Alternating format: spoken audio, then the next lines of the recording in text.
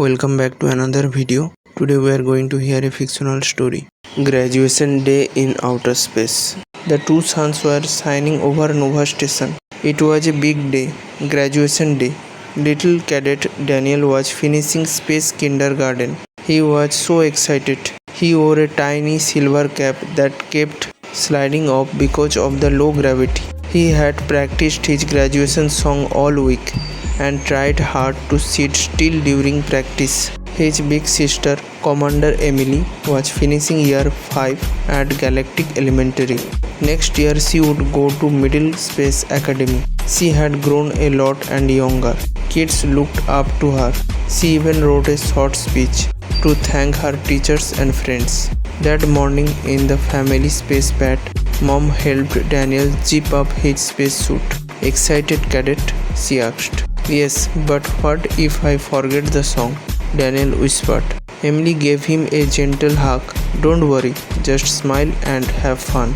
That's what I will do too. Emily wore her favorite space dress and a sparkly bracelet from Grandma, who lived on Jupiter's moon. She also wore a blue star clip that matched the school colors. Dad packed the hover camera and made sure it worked. Their grandparents had already arrived in their spaceship, and Aunt Luna and Uncle Mars came floating in with balloons. Everyone was ready to celebrate. At space school, the 0G hall was full of floating balloons and shiny banners. A big scream said, "Congratulations, graduates." The kindergarten cadets sat in hover chairs, their feet swinging, the fifth-year students floating behind them, feeling proud and a little emotional. Miss Nova, Daniel's teacher, called each student to the stage. When she said Daniel's name, he floated up carefully and held his thin glowing diploma with both hands. Everyone clapped.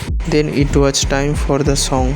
Daniel sang loudly. We have learned our numbers. We have learned to share. Now on to first grade with cosmic care. Daniel looked into the crowd and saw his family waving from their bubble seats. He waved back so hard his cap flew off. A robot caught it just in time. Next came the fifth-year graduation. Emily felt nervous as the principal, Commander Vega, gave a speech. He said the fifth years were ready for new adventures in middle school. Then Emily walked up to give her speech. She took a deep breath. Thank you to all our teachers who helped us grow. We started as little space kids and now we are ready for the next step. I will always remember the fun times and the friends I met. Everyone clapped, even some robot teachers blinked their lights because they were touched. After the speeches, it was time for awards. Daniel got a shiny space badge for being a super helper. It lit up when he pressed a button.